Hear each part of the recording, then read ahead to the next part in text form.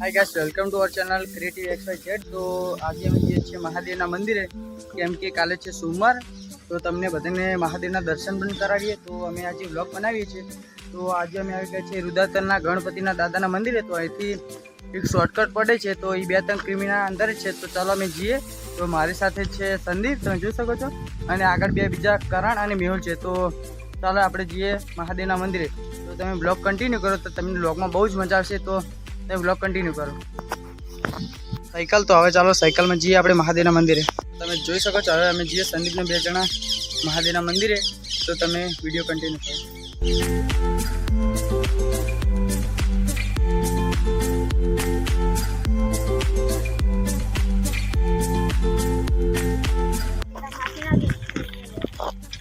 તો અમે જઈએ છીએ મહાદેવના મંદિરે। તમે જોઈ શકો છો, આ રીતે નવો શોર્ટકટ રસ્તો બને છે।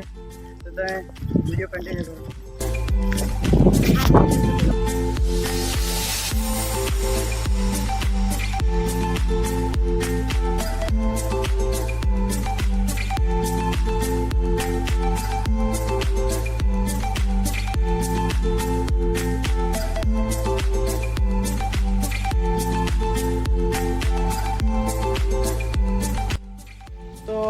અમે આવી ગયા છીએ 4 જણા વઢેવના મંદિર। તમે જોઈ શકો છો, આ છે આપણે મહાદેવનો ગેટ। તો અંદર છે મહાદેવનું જોરદાર મંદિર ને એક છે મોટું સરોવર। તો તમે બ્લોગ કન્ટિન્યુ કરો અને ચાલો દર્શન કરવા મહાદેવના અંદર। તો આ છે પાછળનો બગીચો, તમે જોઈ શકો છો। તો અહીંયા આપણે રિટર્નમાં આવીશું અને સૌથી પહેલાં દર્શન કરતા અને તમને સરોવર પણ બતાવો, અને લાસ્ટમાં આપણે બગીચાની વિઝિટ કરી। ઓકે, તો ચાલો આપણે કન્ટિન્યુ કરો તમે। હવે સિનેમેટિક કરો।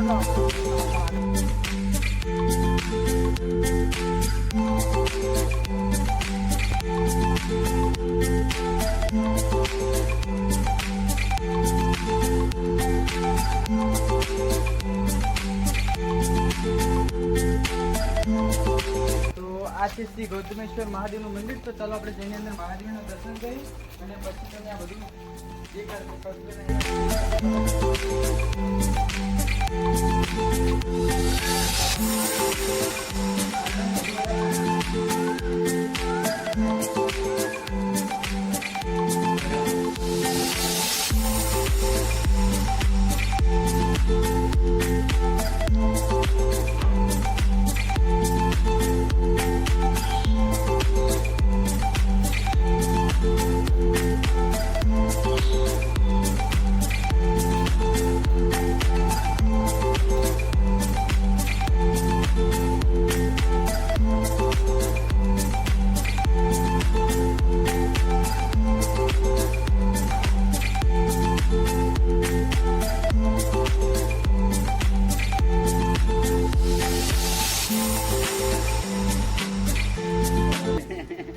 તો આ છે મહાદેવનું મંદિર ને આ જે તમને ઉપર દેખાય છે તે છે હાઈસ્કૂલ।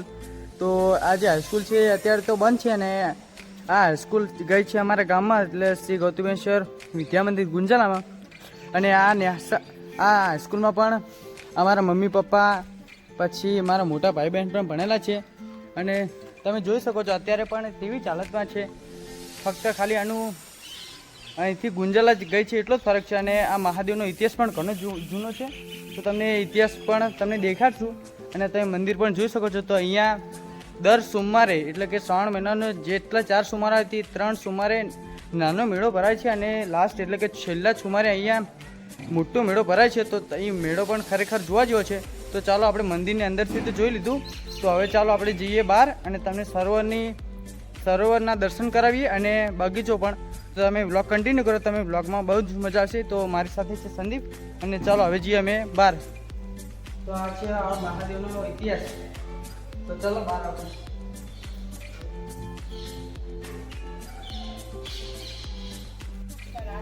તો આ છે આપણું વઢેવ, એટલે કે વઢેવનું મહાદેવનું મંદિર। તો આ મહાદેવનું મંદિર છે અમદાવાદ જિલ્લાના દેત્રોડ તાલુકાના વઢેવનું ગામ, અને આ ગામમાં મોસ્ટ ઓફલી બધી પબ્લિક રહે છે, પણ એ પબ્લિક છે બહાર। તો અહીંયા આ મંદિર ખરેખર જોવા જેવું છે, તો તમે પણ અહીંયા વિઝિટ કરી શકો છો। તો ચાલો આપણે જઈએ સૌથી પહેલાં અંદર સરોવરના દર્શન કરવા। તો ચાલો સરોવરની અંદર તો આજે તમને પાછળ દેખાય છે દેવસર સરોવર એટલે કે દેવસર તળાવ અને એનો ઇતિહાસ પણ આવી રહ્યો. તો ઇતિહાસ તો તમે જોઈ લેજો પાછી. તો ચાલો હવે આપણે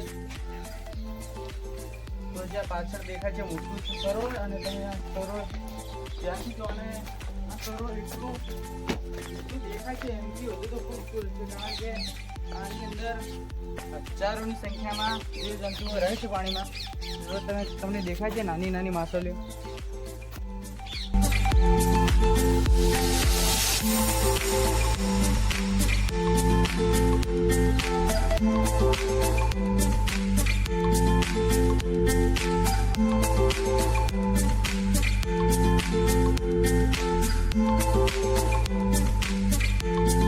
તો આપણે સરોવર તો જોઈ લીધું છે. તો ચાલો આપણે એક પ્રાચીન કૂવો જોવા જઈએ અને એ કૂવાનું પાણી અહીંની પબ્લિક એટલે આજુબાજુની જે પબ્લિક રહે છે તે અહીંથી પાણી ભરી જાય છે કેમ કે આ પાણી એટલું સ્વચ્છ અને એકદમ પીવા જેવું અને એકદમ પીવા જેવું જોરદાર પાણી છે.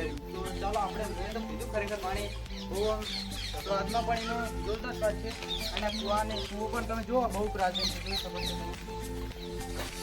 તો અહીંની હોટેલની પબ્લિક ને અમારા ગામની પબ્લિક અહીંથી અમુક પબ્લિક અહીંથી પાણી ભરી જાય છે અને પીવે છે. અને તમે જોઈ શકો છો આ છે મંદિરનું કમ્પાઉન્ડ. પાછળ તમે જોઈ શકો છો.